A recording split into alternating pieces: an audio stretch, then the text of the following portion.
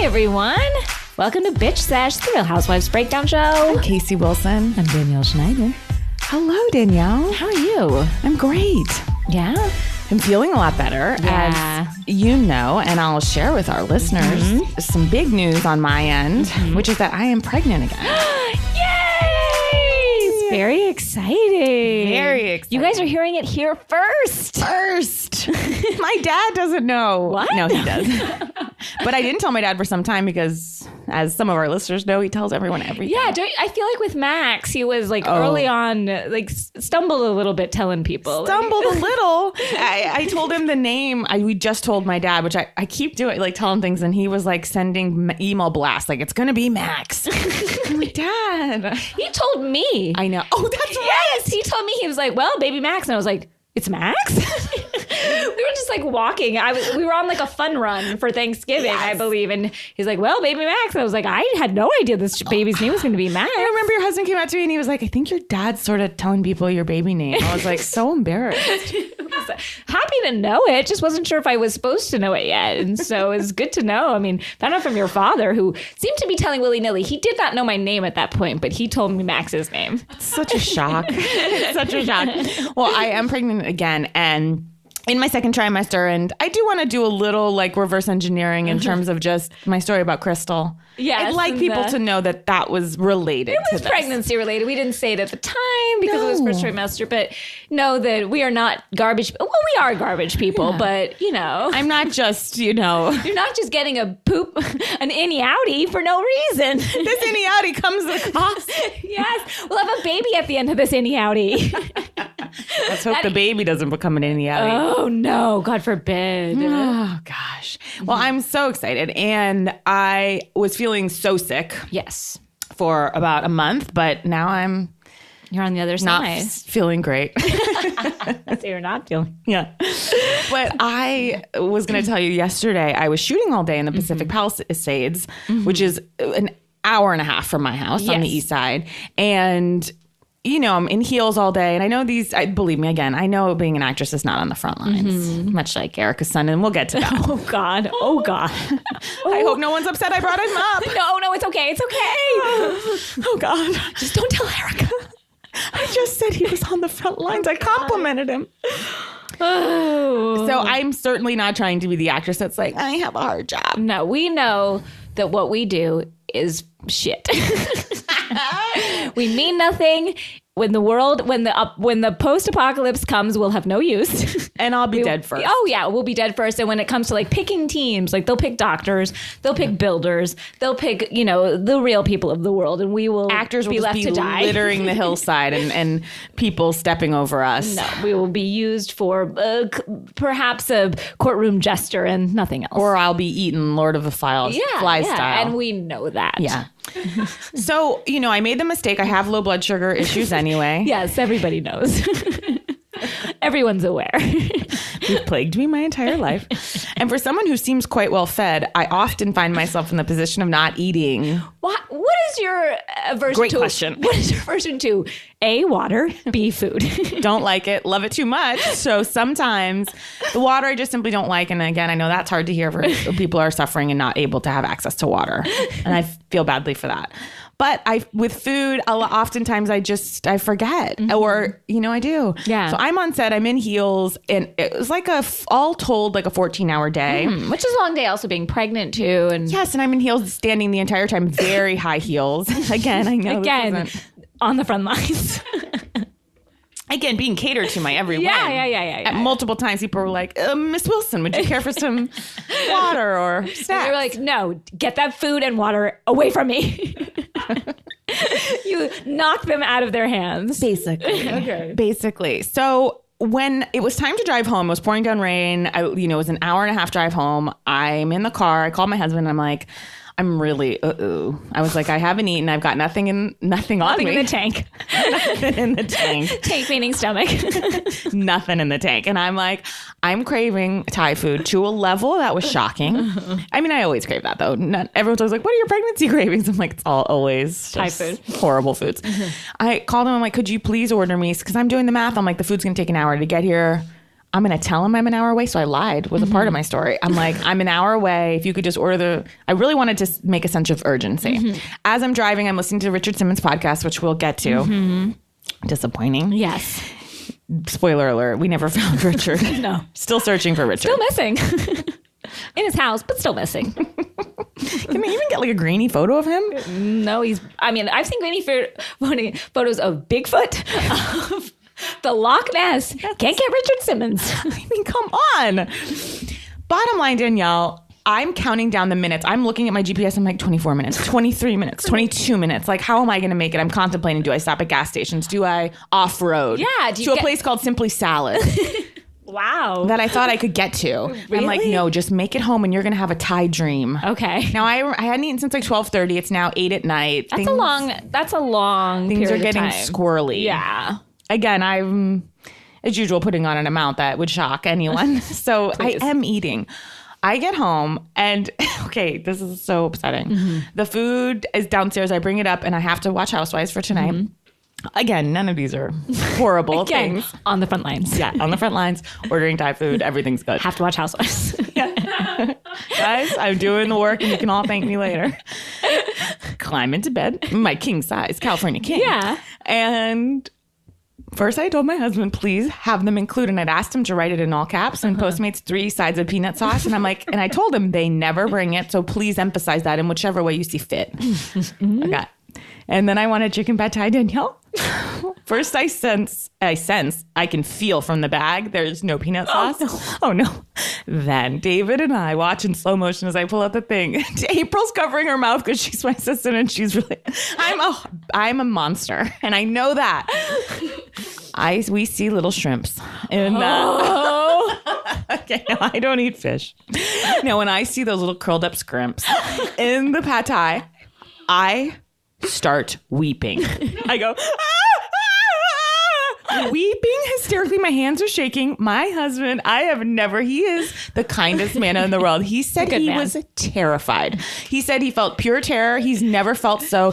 He's like, the level of your disappointment and sadness. He goes, I didn't know that it could go that low. Wow. And I'm telling you, it felt akin in that moment. And my grandfather was my favorite person when he passed. Really? It went so deep. It was like all hope is lost here. There's thinking about how long it was going to take because we don't cook. I knew it wasn't like, well, let's just whip something up. No. I am crying so hysterically. He has to give me a towel to dry my tears. Not even a handkerchief? A towel. And I'm like, I'm so hungry. Screaming, crying. It was so upsetting. And I keep saying, apologizing. Oh my God, sorry, I'm not mad at you. He's fumbling. His hands are shaking to show me the order. He's like, I told them.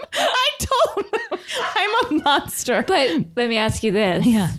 Did he, when he got the order and the person came to the door, did he look inside? Danielle. What's your middle name? Caroline. No, that's right. Danielle Caroline Schneider. I asked. I go, I'm not mad at you, but did you check it? Danielle, no, he did not. I mean, no, he didn't. I asked a question that was rhetorical. Yeah. Now, they had given me some spring rolls, which I sucked down. And then I had a bag of those Justin Small peanut butter chocolates, which I ate all of it and then waited another hour calmly. But I'd calm down after that. But to be weeping like that, I mean, oh my God, Danielle. It was tough for you. It's a level of devastation. And I've gone there a few times in my life. Mainly the two have been during pregnancy. Yeah, I mean, you witnessed something. We've all seen, we've all been. I have a low blood sugar issue myself. When I was pregnant, it got worse. I had just yesterday, a mild breakdown in a car, but because you didn't get food. Because I didn't get food. I was waiting at the OBGYN and it ended up taking so friggin' long. I feel like you're always at the OBGYN. I am. Everything's fine, you guys. Is it? It is. I'm just a person Bethany. I'm a person with mumps and lumps. It's just they need to be kept abreast. Literally. They need to be tended to. So, if I go to my OBGYN just to say hi, get a scan every 2 to 3 months, that's who I am. Wow. But so anyway, it took a long time yesterday. I also have 2 OBGYNs. So when you do, they both got to check you out.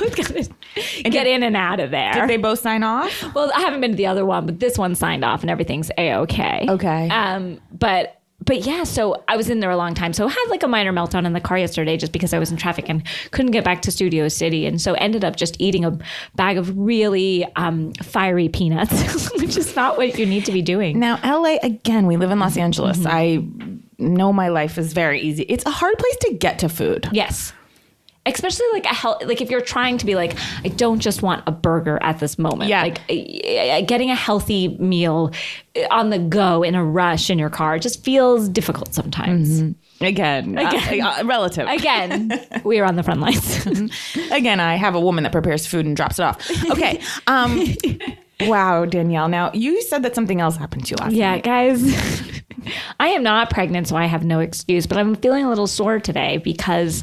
Working out? No.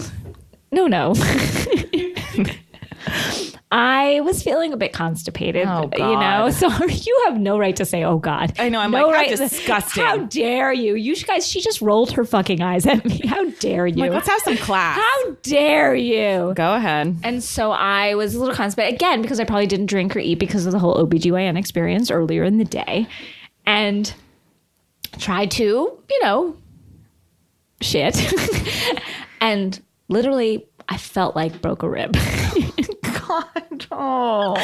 I screamed bloody murder. I think I just pulled a muscle. But in your side? Yeah, in my side. But it felt like something had come loose. Right. And I don't know if it was just a muscle having in my butt, like not in my butt, like in my ribs. And I start screaming. My husband's like, don't strain. Like, this is what marriage becomes. This is what marriage becomes after you've had kids and the romance. I guess. Did you yell to him what had happened? I'm like, I think I'm dying. He was like, it's okay. And so I just had to take a beat, and it felt like whatever popped out popped back in. Okay. And you had to regroup. I had to regroup, but yeah, I'm still sore. I might need physical therapy. I don't know what's going to happen here. God. But yeah, so I'm not even pregnant. I'm just... Do you think when your mom gave birth to you and your father and her were looking over the bassinet, they thought that you'd be regaling audiences with these types of stories? I think they probably did. I think my dad has told me many times about me, well, you weren't a mistake, but we weren't exactly trying for you. Yeah. So I've always taken that. No one wanted you. Yeah, they knew that I wasn't going to be a classy thing. Right. I wasn't going to really impress. When you come into the world as an afterthought. Yeah, when you come into the world as not a mistake, but yeah, as something that wasn't tried for, but wasn't prevented against, as he says, you know your place. Right. And they got what they deserve with me. Yeah. That's how I feel. Wow, Danielle. What a night. What a night. Both of us suffered at the hands of our own fate. Speaking of, can we just touch on the Richard Simmons podcast? If you have...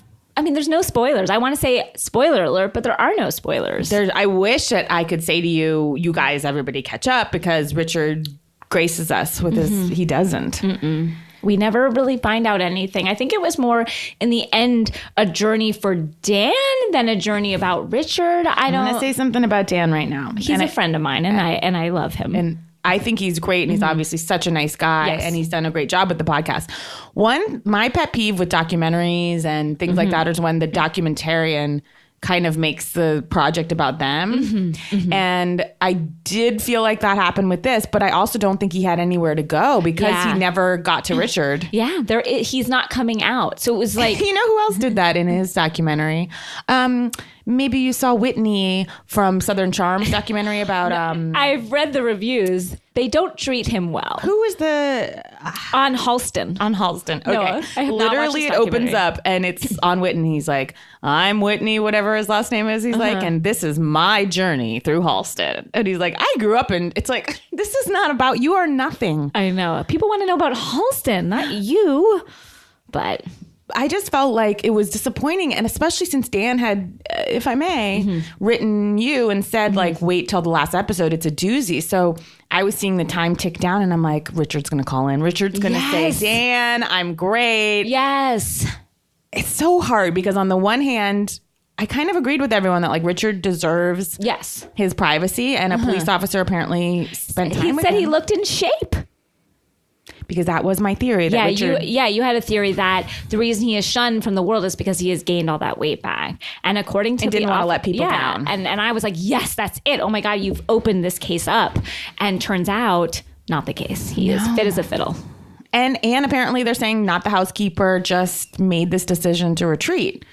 And I think Dan's right. Something traumatic happened, and then he just didn't feel like he wanted or could get back into the... And then also I think he liked maybe, like, I don't have to take care of anybody else right now, which I understand. But it's weird because in the documentary, they claim that Richard is going to the beach and, like, is out and about.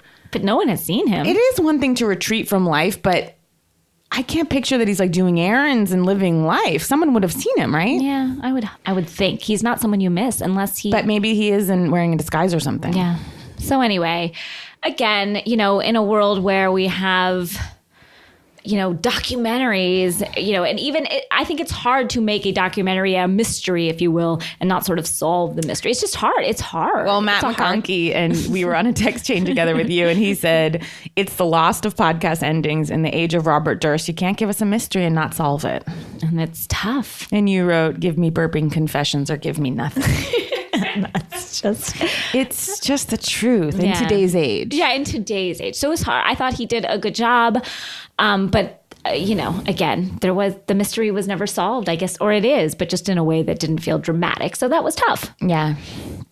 Another show I just want to touch on briefly is Big Little Lies on which HBO. I have not been watching, but everyone's telling me I have to watch. Danielle, you have to. Is it amazing? Okay, it's pulpy and it's well written ish. I would say it's not necessarily like the best. Not to be rude, best written thing in the world, but the fact that we had these luminaries deigning to come down and join us on the small screen, I never thought. Kidman. To see Nicole Kidman. The scenes... Reese Witherspoon. Shailene Woodley? Sure.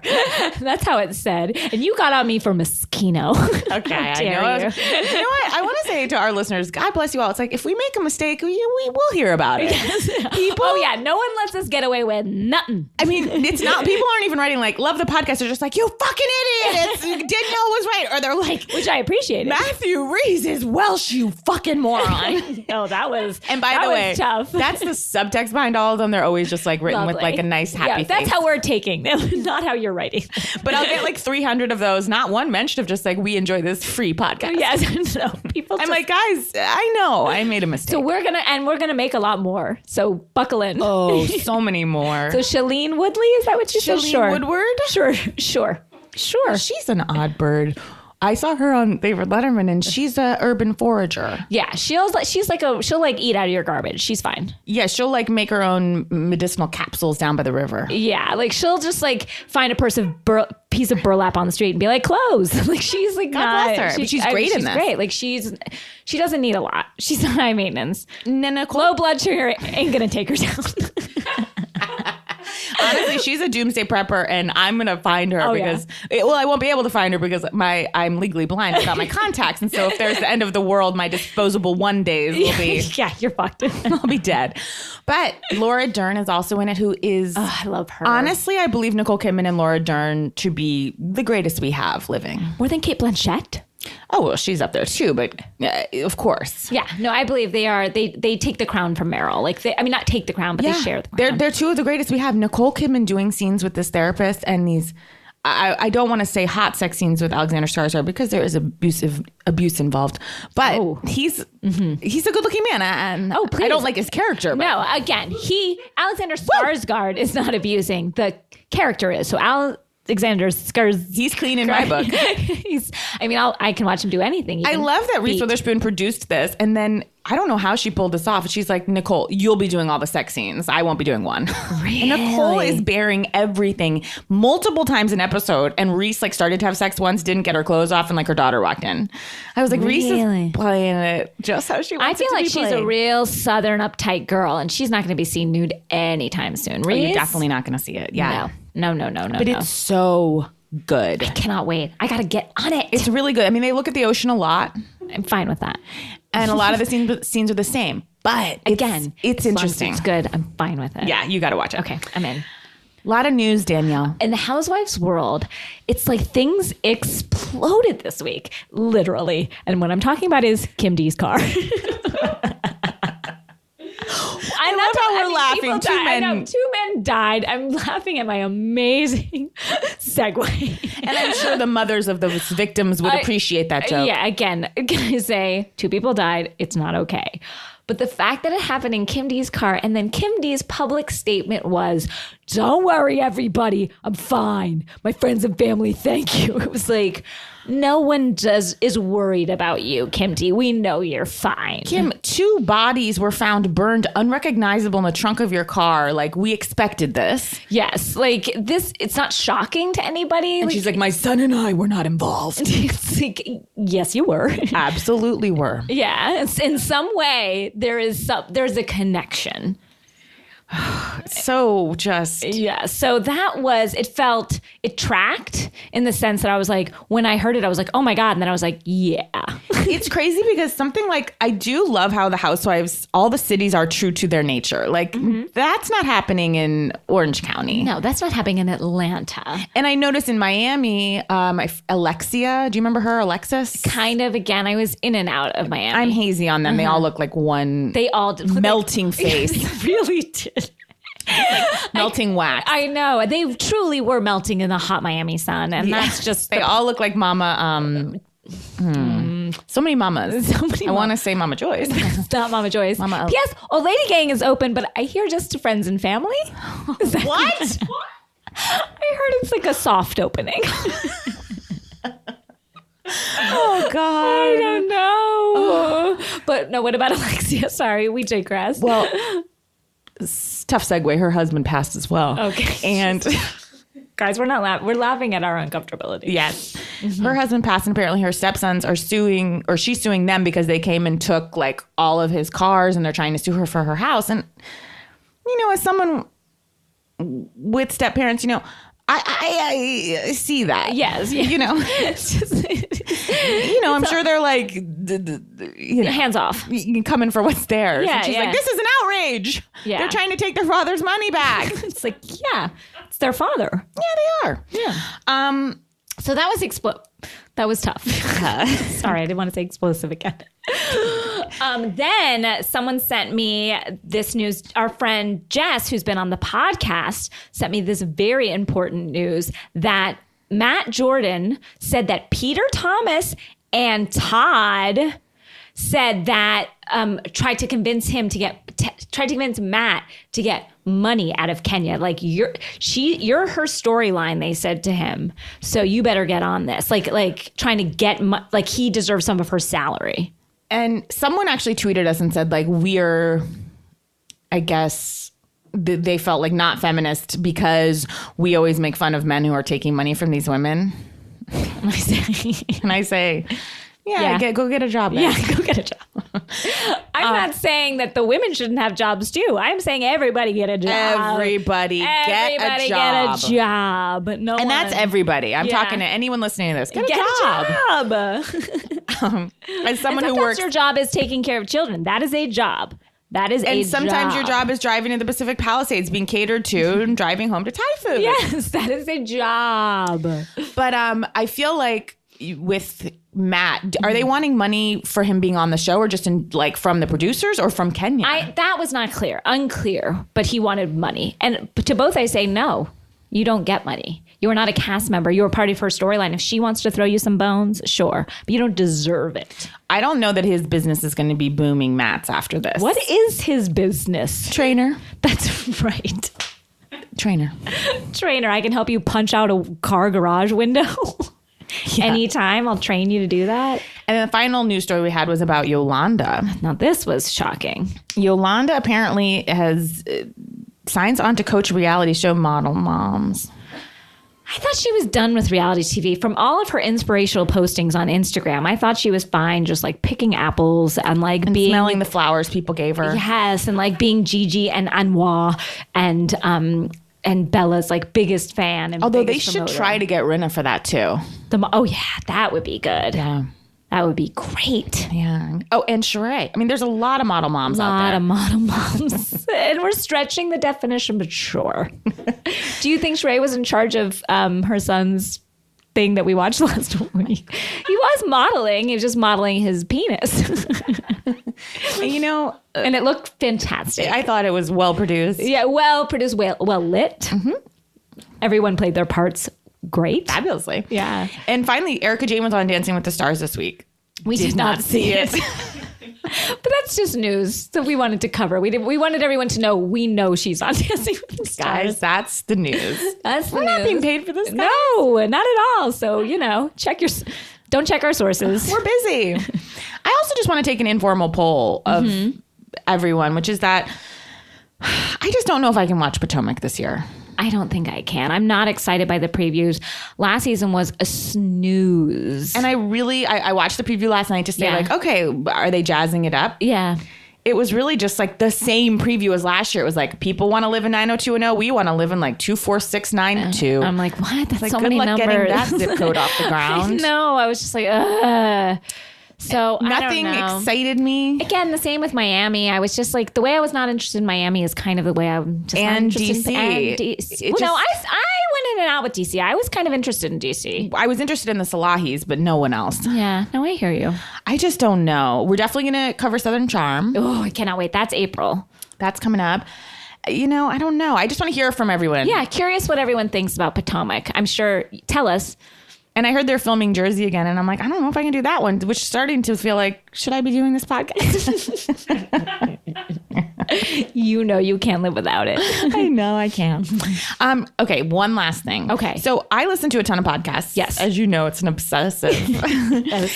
And I feel like this is not coming from our producers or anything. No. Everyone's always saying on every podcast, like, guys, please rate us on iTunes. And we've never once asked. No, not once. But then it started to occur. Last night I was lying in bed and thinking, maybe I should ask. Yeah, I mean, like people much more, listen to than us are asking for everyone to come in and give them a good rating. And it feels desperate, and I don't feel good about it. And I don't love to ask for help. It doesn't make me but feel you made good a good about point, myself. which is that, so if you like the podcast, go ahead and leave a review, but please only leave a good one. Good review. If not, if you have nothing nice to say, come and sit next to me. Sorry. Just doing Steel Magnolias, guys. But it sounded like I was doing Elvis, and I apologize to everybody. And I'll do the role of Mrs. Magpie from Bambi, my first production, in which I sang, if you can say something nice, shh, say nothing. Let's take a break. Please. Guys, we're back, and wow, we got to dig right into Beverly Hills because Casey texted me last night. I hadn't even sat down to watch it, and she just wrote, "This is shocking." And I was like, what is happening? And then I looked at my Twitter feed, and it was like 30 plus. I was like, what is happening? Like, it was crazy. And then I sat down, and I had myself a time. You feasted. Oh, I did. I didn't need Thai food. I feasted on these ladies. It was such a crazy episode of Beverly Hills. It just went from one thing to another. I couldn't keep up. It unfolded. I was shaking. I truly was shaking because I was like, what's going to happen next? It was kind of like a book where you really don't know the twists and turns that are coming. No. You're going along, and I knew it was building, and we know our kind of familiar template, which is like, this fight's going to get out of control. But then things were happening. I'm like, I did not see that coming. I didn't see any of it coming. Like, we pick up and... On the junk boat? Are we still on the junk boat? We're still on the junk boat. And we're just like, she's like, you pick and pick. Oh, Erika Jayne says to Dorit, you pick, and you're dying for my attention, and now you have it. And I was like, and we're off. Like, it was a great thing to come in on. My favorite quote, also on the junk boat, of course, was Dorit says, "I was not looking at all, nor would I ever try to defame your character, or make you look bad, or hurt your feelings." And Erika Jayne says, "Well, you did all three, but thanks." Ow!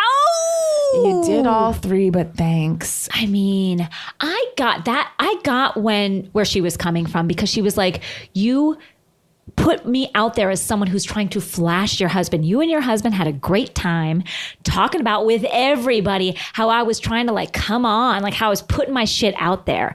And she's like, I'm not like that. Yes, I'm this rock singer, but I'm not flashing people in real life. And I know I say rock singer and people are going to be like, Danielle. But I mean, like, yeah, she's a performer. She's an entertainer. But she's just literally there wearing a short dress. She's not trying to flash anybody. And much less a sweaty monster named PK. Exactly. And to see him getting a laugh out of that, it was just like, oh, like, I got what she meant. Like, you owe me an apology. You owe my husband an apology. You owe my son. Oh. Shouldn't have brought him up. Take that back. Okay, no. You know, there's a lot of storylines, I feel like, on The Housewives that they get really played out. I don't find this one to be played out. Not at all. And it took a different course than some of our other ones, which is that it happened in the first 2 episodes. We let it breathe. Ooh, and some may say simmering. Someone say festering. It was just simmering, and then it fucking took off like a rocket on the junk boat. And you know what? Here's what I like about it. It was a little, I found Erika, the fact that she let that slide, I'm like, she's actually too good of a person. That was unacceptable. Yeah. To tell anyone. First of all, PK should have never told Dorit. He should have never said anything. And for her to say a word to anyone, first of all, I would never even say it just to my friend as a joke. Like, oh, we know. It's so humiliating. It was so and you could see in that moment how humiliated. And then you could just see her and her husband were talking about it, and Erika knew that. And I love that Dorit's trying to act like, I was joking. You weren't. She's like, I wasn't trying to insinuate anything. It's like, you definitely were trying to both with Rinna's pills and with these underwear. You telling every single person, we're drawing our conclusions that you think this is weird. Yes. And so then Erika was like not letting her off the hook. And I appreciated that. She's like, okay, I'll tell you how you can let me off the hook. You apologize to my husband, and then have your husband apologize to my husband. And then Dorit's like, I don't run PK. She's like, you don't run PK? I mean, that was amazing. She's like, oh, you don't run PK? It's like, wow. It was so good. Again, we should get Dan O'Brien back just to be like, Dan, is this some of the best writing you've ever seen? The best was the fucking silence that Vanderpump and Kyle sat through this, because they were, and Vanderpump tried a couple times. Kyle was like, ain't gonna say a word. She knew. Because they're like, Erika, they didn't want to get into the mix with Erika. They knew it was too explosive. Erika's too powerful. It was just like, don't even try, guys. Stay out of it. My favorite moment too, though, was when Erika, we talked about her gesture last week, and I can't do that come hither gesture, and then Lisa tried it, but it just looked like her weird, like, arthritic hands, like, it's just like, no, Lisa, you can't be Erika Jayne. Just be Lisa. And look, while we're talking about Lisa, Rinna. Yes. Yeah. It was sad what happened with her this week. She just lost it. Rinna is she is trying so hard to be interesting. It's making her just pathetic and uninteresting. It's like, I'm sure Erika appreciated being backed up, but probably not by Rinna. It's like, no, don't have me. Don't have me. I mean, she kind of came off unhinged, Lisa. Oh, kind of? Yeah, she came off, and we're not even getting to the second part yet. No. We're just on the junk boat right now, where Eden was lying down. Eden didn't say a word, but I don't think it's because I think she was watching it like a TV show. Like she didn't seem uncomfortable. She just seemed, and then when Erika was crying back the room, Eden just goes, "You're crying and you look so pretty." It was like, oh my God, Eden. It's so funny because I wrote down in my notes, where is Eden? Why haven't either group like taken her in after? And then I realized, oh, she was there. Yeah. Nobody wanted her there. No, her and her wig. They're like, just take your fucking wig off and shut the fuck up. And when she shut the fuck up, it was like, well, we don't care. We don't care about it. That argument was so explosive. And when Dorit says, I sometimes question if you have feelings. It's like, fuck off, Dorit. That was Dorit's main problem, which is that she caused all this controversy with the underwear. It maybe would have gone unnoticed, and Lisa Vanderpump's like, it's not a big deal, let it go. Well, she would have let it go had Dorit's next move not been to constantly be picking at her about why she didn't like her. Yes. And poor Dorit, the dumbest fucking person I've seen on television. She's like, I've made inroads with all the other women. It's like, nobody likes you. Yes. You're not someone that people like. And you do pick at Erika. Yeah. So she's keeping herself from you because you pick and everything she says, you have something to say. And it was so obvious that she and PK had talked before that initial conversation, because PK, the way he came in so quick when she called him and he was like, well, she's got hair and makeup people. Like, their whole excuse is that Erika has hair and makeup people around her that are always saying yes to her. Mm-hmm. And then we cut to Dorit and a woman who looked like the Wiccan woman from 2 seasons ago doing her makeup. Oh, God. That was, and we had heard, because we had asked last week, do you think Dorit has makeup people? Because she just looks produced. And someone had tweeted us that yes, she followed the makeup artist on Instagram and saw that she was so it was trail of breadcrumbs. Clearly second rate, because Erika Jayne has like 3 people in the room and Dorit has like a 2-for-1 special, like a woman who's like, I sort of do hair too. I know. It's just so. And look, do I totally disagree that Erika has a bunch of people around her all the time? No. I mean, Mikey is a yes man, but it doesn't matter because I do think Erika's a very real person. And I've never seen anyone so well adjusted. Yeah. And I don't think she likes her ass kissed, actually. So I don't think it's a bunch of people that are like, that she's just like, oh, tell me how beautiful I am. Tell me how amazing I am. Because I do believe that she's the first person to point out her flaws or to make fun of herself. Yeah. So I their argument is just wrong. I'm not saying she's not surrounded and those people are there. I'm just saying that she doesn't necessarily buy into their shit. It didn't line up. Yeah. It just didn't it didn't feel real. And it was so sad when Dorit was trying to pawn that excuse off on Kyle and Lisa Vanderpump, and they were like, well, they just didn't even respond. Dorit is so, and she is so thirsty for Erika's attention. And that is so rough to be accused of. It's almost the worst accusation. Way worse than the one that came next. To just be like, you want me to like you. Yeah. It's like, how horrifying. Oh. And then they go back to Eileen's suite. And guys, I'm going to say something this episode that I never thought I'd hear myself say. I think it too. I know what you're going to say. Eileen's lovely. I know. She's a good person. And she didn't deserve what Erika put on her. And I wrote down, I thought, look, here's where Eileen fails us. She kept trying to hug a person who didn't want to be hugged. Exactly. And she doesn't read signals. Yes, she doesn't read signals. Again, or she does actually, because she kept saying, "I know you don't want me to hug you," then and don't. Don't. Then understand what you know and follow that intuition. But she's a very sweet person. She's very sweet. I've said it before. She's a nice person. She doesn't belong in reality. No. And so to take her down. Well, again, her outfits. Every step of the Hong Kong experience of just one fail after another. Why was she wearing those gloves at dinner? And did her hair get blonder at some point? It's like a shock of white at this point. And again, that is not to say she's not a wonderful person. No, she's a very nice person. And so I really had her back this week. I felt for her. I liked her. I sided with her. I never thought I'd say that. She's very genuine and she's really nice. And I felt she was incredibly empathic.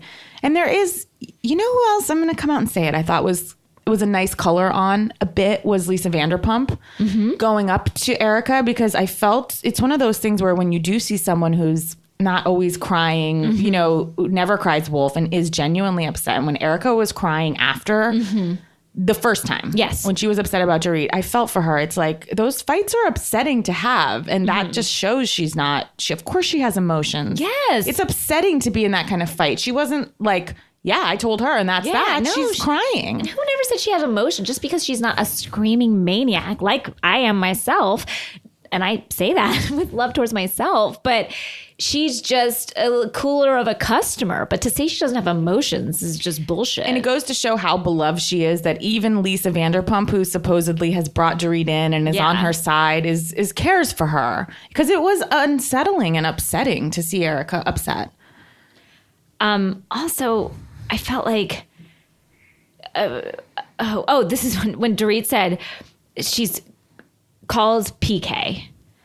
And we talked a little bit about that. But when she's like, I can handle this. I birthed 2 children. I can handle anything. It's like, yeah, fuck you. A lot of women have kids, sweetie. Yeah, like you birthed 2 children. It doesn't seem like C, so. And the only true thing I feel, well, Eileen has said a lot of true things, but I did like when she said, "You're the most exhausting people I've ever known."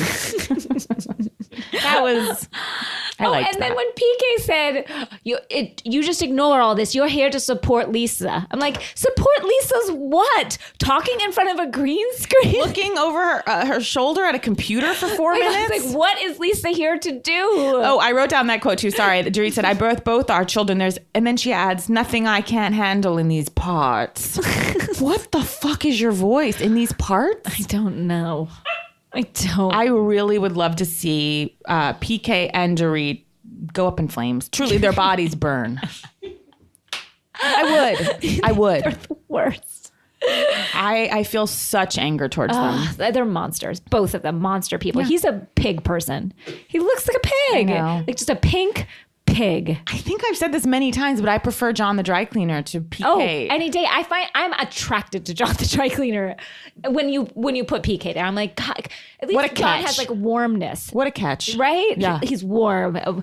All that fur on his back keeps him warm. I don't know. Like, and he has a purpose. Yes. He'll get a stain out. And he has a job except for following Boy George the fuck around. Like, in a monstrous cookie cutter mansion, McMansion, buying peach colored and a pair of stairs that nobody can get up. It's like fucking Rapunzel up there. Kim had some trouble with those stairs. Everyone had trouble with those stairs. I'm on Kim's side at this one. And then we go into a kind of comedic section that lasted about 45 minutes, which was going to visit the Buddha, and it's raining. Oh, I could have that was just like, okay, we're here. We get it. It's cold. You're all wearing crazy outfits for the rain. It's like, but why was Kyle wearing a wedge? I think she's a short woman that just feels like no matter what, I can't not wear a heel on camera. It's like a rainy day. You're walking up 350 stairs. Like, put on a sneak. Like, what are we Lisa doing? Rinna's not afraid to just be like, I'm in an industrial look today. Yeah, Lisa Rinna was just in like a hoodie and like a poncho. But she's like, I'm just like flesh and bones, so I think my legs will still look slim. Yeah, that's true.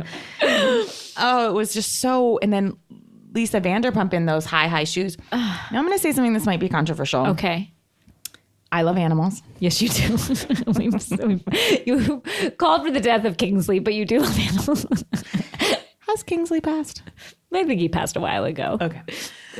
So I love animals. I love them. I'm not like an animal person. You're not trying to make out with them like Lisa Vanderpump. No, I like them. Yeah. As we all do. Like, I feel for them. Yes. And I never want them harmed. No, and I love animals. But I always distrust people that are so much more animal people than people.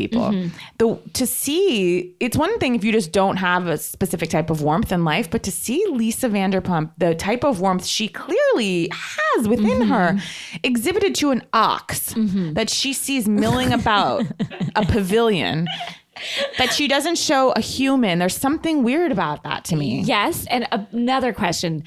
Did that ox belong to somebody, or did it just wander in from like the woods? The ox was free floating. Yeah. Good to know. These were the concerns I had. I was like, so is it like somebody's? Is it a pet you bring? No, they were. I think just an ox. Erika said they're just out and about. Yeah, okay. out and about. Good to know. And then Kyle, it's classic. Kyle is such a Kyle, a person that's kind of grown up in Beverly Hills. Yes. And I know a lot of people that grew up in LA, and I struggle to always be like, they're normal. But in the back of my head, I'm like, ooh. Yeah, what's going on? First of all, right after they see the Buddha, Kyle just yells, let's get some souvenirs.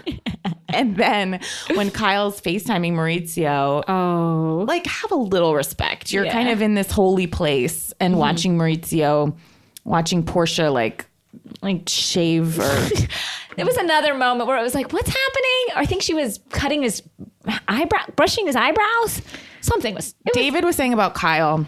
And it's true. He said she's not a funny person, but she's learned kind of like sitcom patter to where she should punch certain words. I hear that. So she punches words really hard. So you're like, oh, she's funny. But then you're like, oh, no, she's not. There's no substance. There's no joke. Yeah. No, I hear that. There's no calories to the fat. I did feel like Lisa Rinna was funny in her testimonial. I know. In her testimonial. When she was like, oh, Dorit is such a downer. And then she pulled out a pill. That was funny. Yes, but it felt like that was a bit that a producer was like those pills. You know what? Everyone scramble. Let's get this done. It felt to me produced. All right. Just saying. I mean, I don't know. Sorry, I try to enjoy the show. I can see the strings. You're right. The Buddha thing, very boring. Boring. And then we go to dinner on top of the world. Yes, and I get it. Erika was just gone at this point because it took a turn, and she turned on Eileen in a way. Can we start from the beginning of this dinner? Okay. I'm sorry, Danielle. So we're sitting down, hovering above from space. Yes. For a second, I thought we were on another boat. It was just too much darkness. They're all in this glass box. I don't like them sitting like that. No. All wedged together. Dorit looking so strange with that dark red lip. And that strange fish tail. Not even, it was more of a twist braid. With like red wire. Yeah, it's a severe look. Sorry, Dorit's look at the Buddha day with that gauzy black see-through. What the fuck? Who wears that on like an outdoor jaunt? These women. So now we're at dinner. Everyone's sitting there, and Eden provides like the only line of her entire. She's like, I feel like there's a big fat elephant in the room, which is also wrong. Right? Wrong. Whatever she said was wrong. Yeah.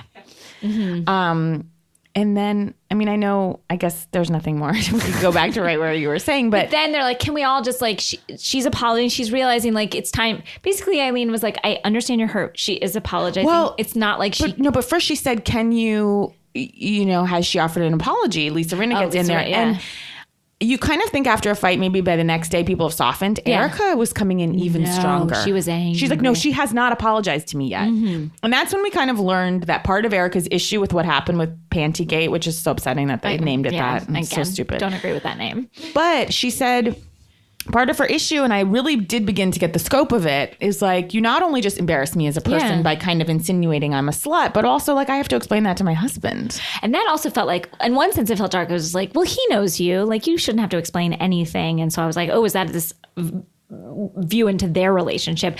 But then I think, you know what? It was so misconstrued, and it was so played in a certain way that yes, she does need to apologize to her husband, because it just makes everyone feel gross. Things and are dirty. Just called into question, and it's really weird. But what I fucking hated was that Dorit tried to seize that opportunity to act like it was a big comment on her relationship, and she's like, I didn't know what was going on, as though like, oh, I didn't know you were with a monster. Had I known, I never would have made this whole thing happen. Yeah, Dorit just doesn't understand on a cellular level, or I think she does actually, she's just denying it, that it's not funny to give someone underwear who wasn't wearing underwear. It's really embarrassing. And to say that we were all talking, my husband was a Barrett, like, it just made her feel, again, we've talked about this. And then we jump into Lisa Rinna accusing Dorit, which she was so good. Lisa needs to shut the fuck up. She would not shut up. Even when Dorit, it was the first time I ever agreed with Dorit when she was like, shut up, Lisa. I was like, yes, shut up, Lisa. But she truly, it was crazy. It was pathological. Yes. She wouldn't shut the fuck up. I was like, is she on Adderall? Something. It felt like something. It was really crazy. And so she didn't even shut up when she shoved like a huge piece of fried shrimp in her mouth. She was like, shut up. Her mouth was just so full with fish. Fish and lies. But she says to Dorit, can I ask you a question? Do you trust your husband? And Kyle went off. Which I understood, because that's what Kim did the year before. Don't be a hypocrite. Like, she's a hypocrite. Lisa was pulling questions and theories out of the fucking sky. It felt like she had gone in to say these things. Like, I felt like she had an agenda. So that's why, okay, we get to Eileen saying, well, it's not like she killed your child. And then... Well, because Dorit tried to apologize. Yes. And she's like... And Erika wouldn't accept it. Yeah, and she goes, it's not like she killed your child. And then Erika fucking... And then the bow broke. I mean, I saw colors and shades I've never seen of Erika. Fuck you. Don't talk about my son. She's like, don't you? I can't even do it. You don't know what I go through at night. That's good. That's good. You don't know. You don't know. That's really good. It was a voice that it was. And to me, it was Kyle said it best. This was an Erika. She said something like, it was out of body. Yeah, it was just like, and to take it out on Eileen, who was just like, just making, it was just a phrase. It wasn't real. But this is my thing with Eileen. she has so many moments like this, and everyone, when you look at it on paper, you're like, she didn't. But Eileen always is one tick off. Yeah, no, you're right. She's like always Kenya. overstepping. Kenya's a tick off too. Well, I think Kenya's a little more out there than Eileen. Oh yeah, but I'm just saying, like, even when Kenya tries to do good, like, and we can talk about this in a bit with the divorce party, it just is a tick off. Like, you're right. Nope. That's a perfect example. You have good intentions, but no. And you're right. So, and Eileen was with those strange fingerless gloves on, white gold hair. So it was obviously a figure of speech. Eileen did not mean it like that. Now, here's the part I agreed with Erika on. Okay. Not the part about, obviously, it was a figure of speech, and she was never alluding, I think, in any world that to her son being a police officer. I wouldn't love, and I certainly wouldn't go that crazy about it, but privately, I wouldn't love if someone said, like, it's not like they killed your kid. Yeah. I don't love that phrase to a mother. It's uncomfortable because no one likes to think of anything bad happening to their kid. It's kind of off limits. Kids in general, we just don't say anything bad about because it feels like bad mojo. And so it was. But why was Eileen doing that in the first place, Danielle? Why was she feeling the need to get in there when Erika, her friend, was clearly so upset? I think she thought she was. And again, I can't believe I'm defending Eileen. I am defending Eileen. But I think actually Vanderpump and Kyle were taking a better strategy, which is just like, stay out of this. Yeah. And Eileen Eileen doesn't know how to. She has good intentions as opposed to Lisa, who has terrible intentions. But it's a rude thing to say, like, what is it going to take? Like, she didn't kill your kid. There's just something that is aggressive about that when someone is so clearly upset. No, I hear. I think she went too far. That said, did it warrant the reaction? God, no. It was insane. Now I'm like, God, Eileen's a monster. You turned me off of her again. No, I just think she's always a hair off. Yeah. But she didn't deserve that. No. And she was crying. She was obviously upset. And then she, again, so she's like, I'm going to take a walk around to respect and take a moment for Erika's son. It's like, what? No, you just need to get away. I didn't even hear that. And I'm you didn't so hear glad that? I didn't. She goes, I'm going to take a moment to respect Erika's son and take a beat to remember, to think about her son. Poor Eileen. That's so sad. And it was like, no, Eileen, just shut up. And then I didn't hear Rinna enters with it's all sort of dying down.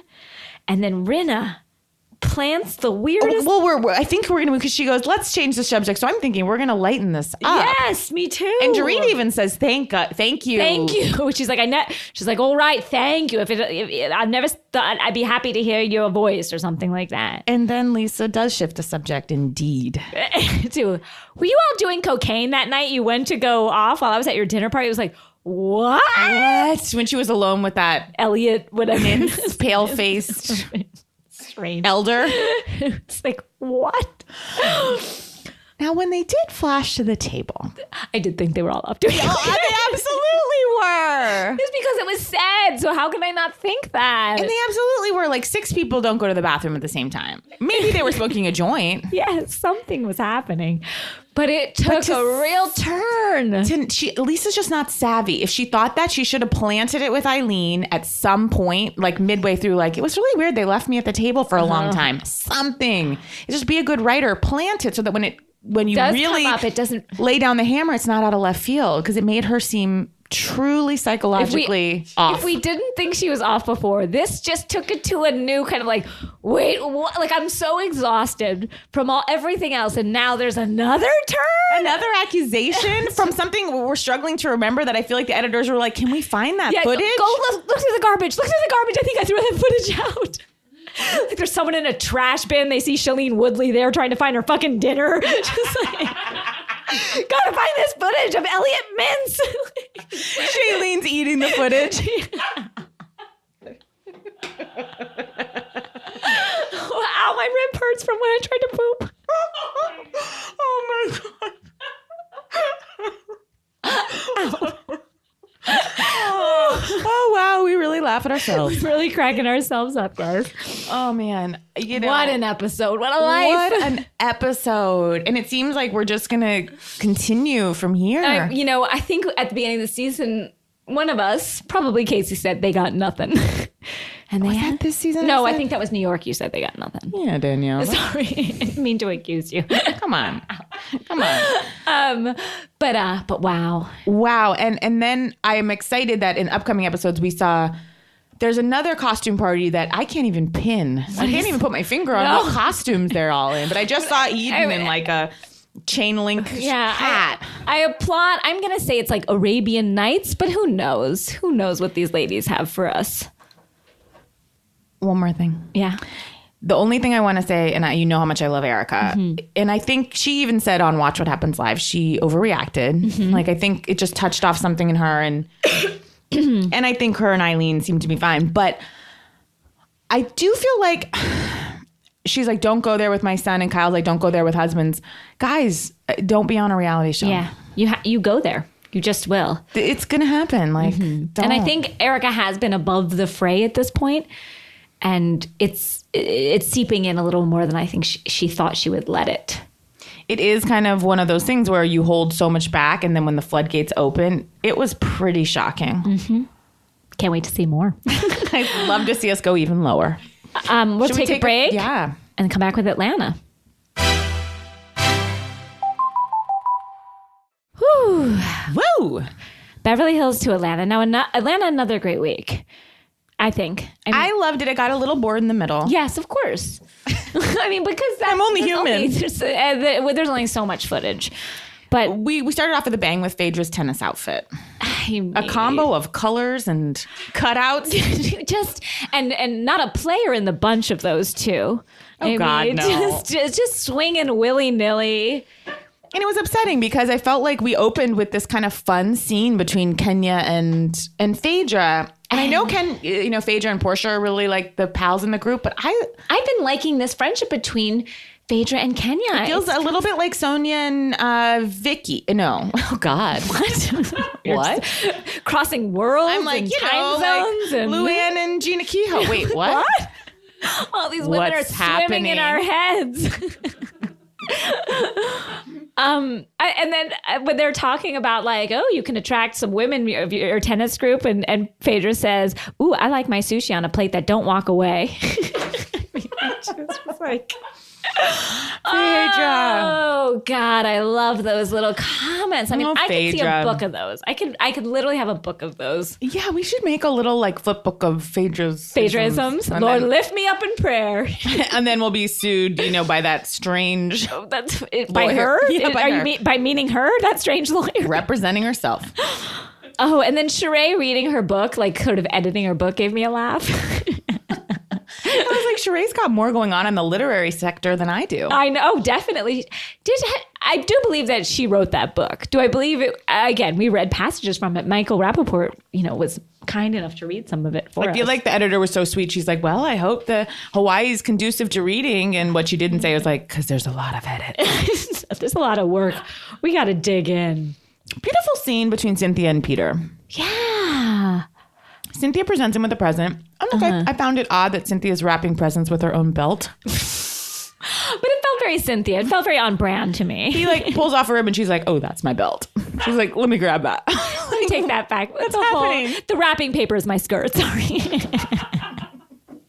Just wrapped just like go down to the gift shop. Like, get a bag. That tissue paper's my loafers. Get a bag. You're in a nice hotel. The fucking Four Seasons. I've seen that Four Seasons. I've loitered on that property. They have the wrapping there. Go down. They put together an impromptu divorce party for Kenya with banners and cakes. Don't use your belt as a ribbon. Find something. Anything. But it was a lovely scene. And I actually, I've gone back and forth on Peter a bunch on this show. And I did feel like Cynthia was a little hard on herself by saying that she wasn't a good wife. Because I was like, didn't you let him spend your money to open the first, bar one? But I think what happened because of that and because her family so disapproved of Peter is that she didn't respect him in the way it would be nice for your partner to respect you. So I hear that. But I thought it was nice. They both kind of admitted and took kind of responsibility for their part of the relationship ending. I thought it was sort of beautiful. It was sweet. It was a nice ending to a fraught relationship and mature on both of their parts. And maturity, I honestly didn't. I do think Cynthia is pretty mature most of the time. I didn't think Peter was. And so this was... And then I loved at the end of the scene when Cynthia's like, actually, can I grab that card back? It's my handbag. Sorry, I can't stop. But that was a nice scene. But then the impromptu roast was. I thought a lot of them were very funny. Well, these are the funniest women I've ever, like, they're funny, so funny, naturally. It wasn't like a roast funny. on The Bachelor where you're just so horrified. No, I mean, these women are so naturally funny. So an impromptu roast, if anything, these women should do it. Watching Cynthia struggle, she is not a fun. All the other women are funny. She is the least funny of the bunch, and I say that with love. That's not her talent. Said, Cynthia's so pretty, and sometimes things are meant to be seen and not heard. So good. I mean, I thought that Phaedra's roast was genuinely funny. I mean, it was so strange. She's like, I can't wait to roast Ben with a side of rice. I mean, it was, and then Phaedra's like, I really want to bury you, Peter, because you always look so nice. No, what?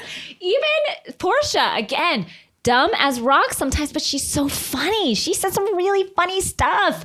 Like those ladies. So did Kenya. Oh yeah, they crack me up. These ladies know how to rip. Sorry, I'm stuffing Bethany's boo-boo bread in my mouth. But it was also, I thought, a nice color on Candy's Todd. He seemed very light and fun and free. Exactly. But I worried because she was like, well, this is a Todd production. And I was like, well, can't believe it started. I know. She was like, well, this is a Todd Tucker production. I was like, can we really trademark a Todd Tucker production as a good thing? And this is a Candy Burris production, actually. Yeah, let's... and I thought they were a fun comic couple together. I enjoyed their emceeing skills. Yep. Them hosting the night. The long pause that Sheree took in testimonial, because she had not roasted Peter. Mm-hmm. And so then they cut to her talking about why that made me laugh so hard. It was a 10-second pause. She goes... They wanted me to roast Peter, but he looks pretty well done to me. Then paused for 10 seconds. And it wasn't like she was trying to figure out what to say next. It was like, I'm done and I'm going to hold this pause. And everybody around her knew to not ask another question. It was like, that was part of the roast. It was that was my favorite thing that ever happened. That made me laugh so hard. I literally rewinded that scene because I was like, what's happening? It was really, really good. And then a huge doozy. To take it down for a minute, the fact that Bob left Sheree for 6 months with 2 young kids and didn't say, never called. What the fuck? Bob is not well. No, Bob is not a well He's a man man-child. Yeah, he truly is. He's. That was a reveal I did not even think. I know he had done some bad shit. And I do think some relationships, it's just the wounds are too deep to salvage. Oh, and yeah. I kind of feel like Sheree needs to just, and it sounds like she is, but it just sounds cut like she bait. is. Because Bob's not. He's not. He's like, I made mistakes. It's like, no, these are not just mistakes. Bob doesn't have the capacity and he's abusive. Yeah.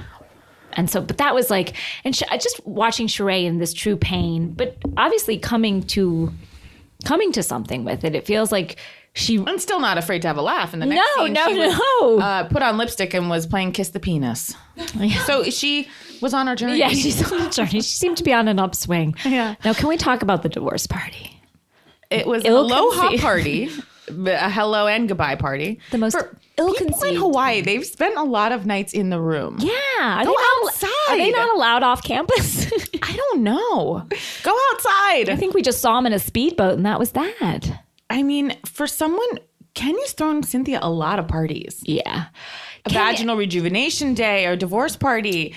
Kenya doesn't know how to show friendship. I think Kenya doesn't. See, I feel for her because I think she really did have good intentions with this party. I do too. I think she doesn't. She has never been married, right? I think she didn't see that these women are still in pain. They're not ready. They can laugh, but they're not ready to celebrate their divorce.